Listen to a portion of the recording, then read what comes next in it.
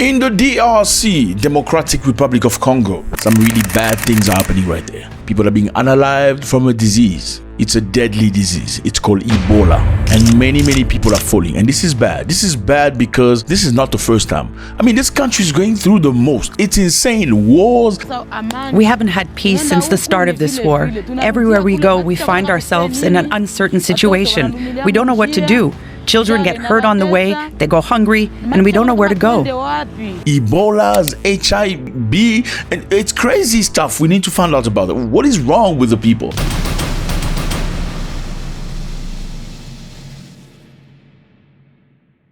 What's up, everybody? Hope you're doing good. It's a beautiful day. Thank you very much for stopping by. I look good. Look at that. Huh? I look good, man. You see that? I look good. You know, looking good ain't just a woman thing.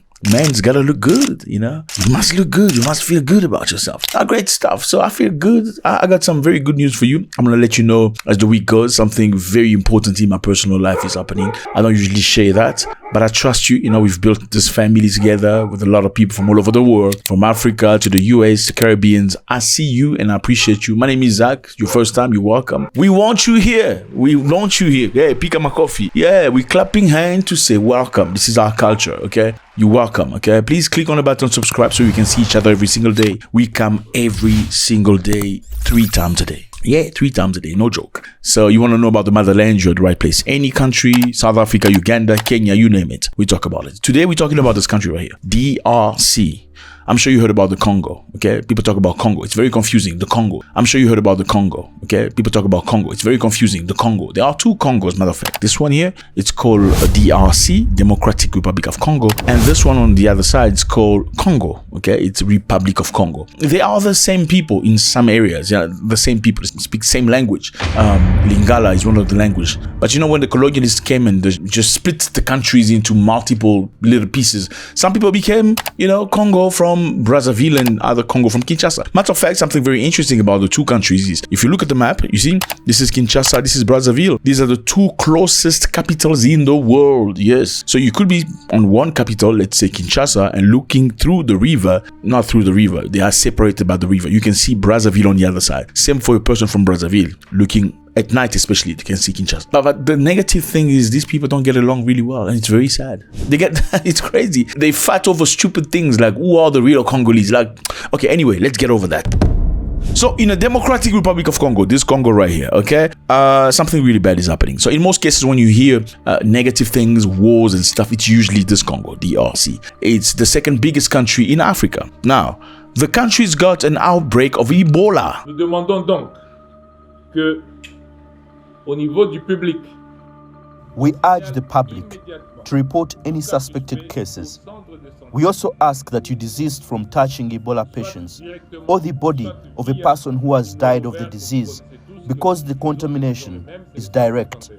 Again, for the, 78th time or something like that. It's crazy. I mean, you gotta ask yourself a question. What is wrong with the people? What is wrong with that country? I mean, before colonialism, there was this man right here, okay? The king of the Belgians. He went to Africa, especially in DRC at the time. He took the land. It was his personal property. Not for the Belgians, his personal property. Now, what did he do? At the time, there was a major industrialization, you know, creation of the car and stuff. And for cars, you need the tires. Now, where do you get the tires from? From rubber. Now, who's got the most rubber in the world? The DRC, back at the time.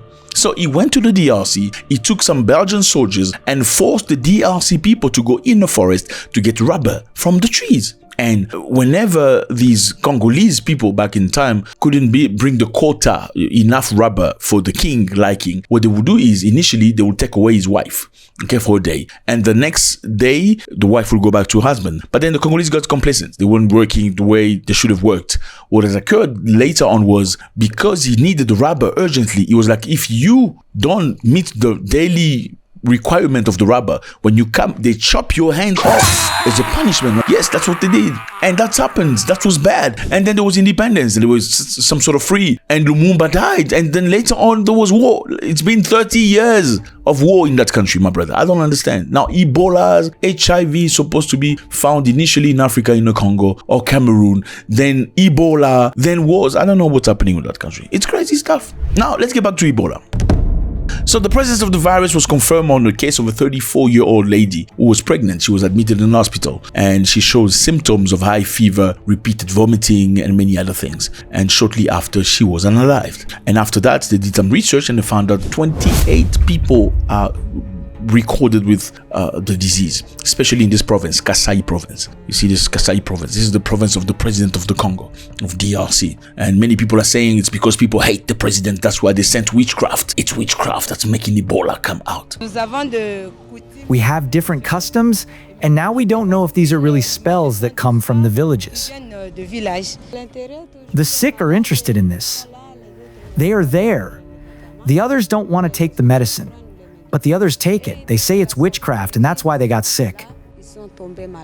People will believe anything in this continent. You know, in the African continent, there are many people, you tell them, the reason why you didn't get the job is because you don't have the competency. They'll say, no, you don't understand. You don't know how much I prayed about this. But say to them, the reason why you didn't get the job is because your auntie in the village that had the problem with your mother 20 years ago is the one that's manipulating the Ouija board. That's why you're not getting a job. They say, yeah, you're 100% correct. And these people are doctors, engineers and stuff. Let's get back on track. Okay, so we're back into Ebola. Now, the virus is doing tremendous damage in the Congo right now. And it's very, very sad for this country. The virus, which is thought to have originated in fruit bat, was first detected in 1976 near Ebola River in what is now DRC. Ebola River is where they found this disease. And the white men say the reason why these black people are sick and they're bleeding from all orifices is because they ate a bat. You know what a bat is? This is a bat. Now, do Congolese people eat bat? I don't know. I've never heard about it. Are there Congolese people here so they can tell us if they eat bats? I don't know. All I know is a lot of African countries do eat, wild meat, you know, like meat from the forest, like buffaloes and all that kind of stuff, you know, meat from the bush meat, right? Even Ghanaians eat bush meats. But do they eat bat? I don't know how accurate this is. Now, if they eat bat, if truly Ebola comes from bat, why aren't everybody been unalive since the time? I mean, if Ebola is so deadly and it comes from a bat, why all the tribes that eat bats have been unalive? They should be unalive by now because, I mean, if they eat bat, they won't stop eating bat just because some white men say you eating bat, that's why you disease. No, Africans are very stubborn. Now, if it's truly because of that, so only some specific bats have Ebola, why the entire tribe is not finished? I'm just asking a question. There should be more people being unalive every single day if they continuously eat bat. Or it's just a way to, you know, throw shade at Africans. They eat bat. That's why they have this weird disease. Some people believe some of these diseases like Ebola are not natural diseases. You know, they were tested in laboratories and tweak and move and whatever. And then they went, let's test it with some bunch of Africans, see how it reacts. We can just say they eat bat. That's why they got it. I mean, I'm just saying, I'm just asking. I mean, what are the chances? Now, fellas, something very interesting happened in the past. I mean, many years ago in West Africa, when there was an outbreak of Ebola, especially in Liberia, many people were unalive. And back at the time, there was no treatment for Ebola. You know, Ebola is this thing that gets you to bleed from all orifices. So blood come out of your eyes, your nose, your mouth, your ears, your everything. And then you just have organ failures and you're unalive. Bad. I mean, just imagine you have a child of yours that has Ebola and you cannot touch them. Even when it comes time to bury, you cannot touch the body of the... I mean, you have a child with that. I mean, what do? You cry from a distance. It must be horrible. Now, in West Africa, Liberia precisely, some people were really suffering from Ebola. And at the time, there was a doctor from the United States of America named Dr. Kent Brantley. That was his name, Kent Brantley. He was working as a helper in many hospitals, and he got Ebola, a white doctor from America, and it's necessary to emphasize on that. And at the time, they said there was no cure for Ebola, no cure at all. So if you have Ebola, you are going. And America was asking for a few $1 billion to find a treatment for African countries back in time. Yes, a few $1 billion. Now, however, you know what happened? Well, the doctor got Ebola, the doctor from the US. Guess what happened? They sent a special aircraft for this white doctor from the United States of America named Kent Brantley. The special aircraft came to look for him in Africa. It took him back to the United States. A couple of days later, we saw him. I mean, people were so sad. The doctor's gonna die and stuff. He just went to Africa to help a bunch of Africans. Look at him now. his destiny is finished. A few days later, he came on TV saying, thank you very much, I'm good and stuff. Guess what happened? Well, they gave him something. They gave him a medication. They say that medication was never tested on human beings. He was the first human being. But in the meantime, Africans just had to live with it because they said there was no treatment at all. Anyway, now, well, the DRC also has a stockpile of treatment, including 2,000 doses of Ervo vaccine, effective to protect against this type of Ebola. This is the Zaire Ebola. Now, it's very sad because there's Congo. I mean, have you met Congolese people? They're very nice people, very kind. They dress up colorful. They like to do this sapping. They always just want to dress up. They just want to look good. They like music, like this guy. They love music. DRC people in your country most likely not going to do any crime. They're not involved in that because they're scared of prison. Unlike many other African nations. I'm not going to name anybody. I'm not naming nobody today. But it's very sad to see a country like this has gone through so much. 30 years of war, problems, Ebola, HIV. It's crazy. It never stops. Dictatorships. It's crazy stuff. I don't get it. Like, the country is the richest country in the world in terms of diamonds, gold, uranium, you name it. They have everything. It should be shining, but people just cry. I don't get it. I don't understand. Well, why is this? Lumumba, remember Lumumba? This guy right here? Yeah, Lumumba he used to be from the Congo. Lumumba fought for the Congolese people. Lumumba tried to get the Congolese people to wake up. He didn't want anything to do with the West. He was fighting for freedom, real freedom. Back in time, the king of the Belgian, this man right here, went to the Congo on Independence Day saying, I'm giving you independence because you matured enough. Now you can lead yourself. He said no. He went backstage to write his own speech. He wasn't supposed to have a speech, but he wrote his own speech. He wanted to correct the lies. De ce 30 juillet 1960, une date illustre que vous garderez ineffaçablement gravée dans vos cœurs, une date dont vous enseignerez avec fierté la signification à vos enfants, pour que ceux-ci, à leur tour, fassent connaître à leurs fils et à leurs petits-fils l'histoire glorieuse de notre lutte pour la liberté. He said, you didn't give us independence. We fought with blood and tears for our independence. Imagine you as a white king, you just come to this bunch of African country, to tell them you are free now.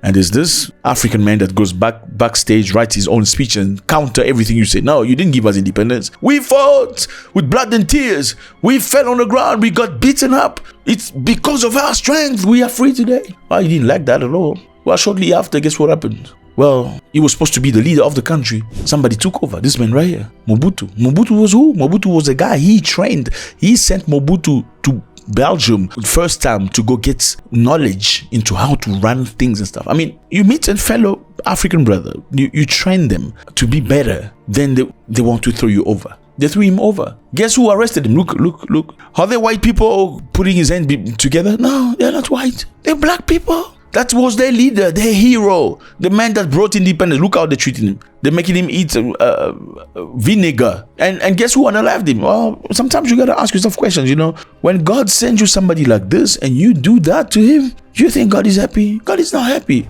Maybe that's the reason why there are so many wars and things are not working. The country is so rich, but it's just divided and it's mayhem. I don't know. You let me know how you feel about this. Fellas, please drop a comment. YouTube say a lot of you guys watch videos, but you're not subscribed. Why are you not subscribed? I'm asking. I don't know. But I like you. Don't you like me back? Click on the button subscribe and click on the notification so you can see every notification whenever you come. And before you leave, drop a comment. We want to know how you feel about this. What is this situation? God bless.